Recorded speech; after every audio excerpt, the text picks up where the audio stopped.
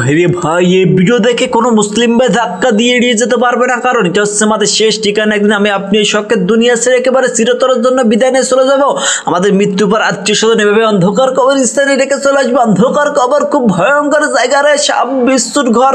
আপনি একবার ভেবে দেখুন, দুদিনের দুনিয়া পরে আল্লাহ পাক রব্বুল আমিনকে ভুলে দুনিয়া পরে যত প্রকার খারাপ কাজ পাবা কাজ জিনা চেক করতেন, একবার ভেবে দেখুন মৃত্যুর পর আমলনামা খারাপ থাকলে কবর এতই ভয়ঙ্কর হয়ে যাবে। কবরে আযাব যদি দুনিয়ার মানুষ দেখতে পাতো, মানুষ পাগল হয়ে যেত। আপনার দুনিয়ার পরে বেডরুমে আলো চলে গেলে আপনার অন্ধকারে থাকতে ভয় করে, তাহলে আপনি অন্ধকার কবরের ভিতরে সাপ বিশ্বর সাথে 3.5 হাত মাটির ভিতরে কি করে থাকবেন একা একা? যদি আমলনামা খারাপ থাকে, আমলনামা খারাপ থাকলে কবর এতই ভয়ঙ্কর হয়ে যাবে।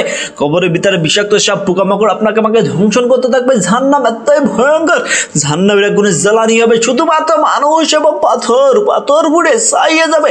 আমরা মানুষের সহ্য করতে পারবো না জাহান্নামের আগুন। ভাই এখনো সময় আছে, আল্লাহর পথে ফিরে আসুন, 5 ওয়াক্ত নামাজ পড়ুন।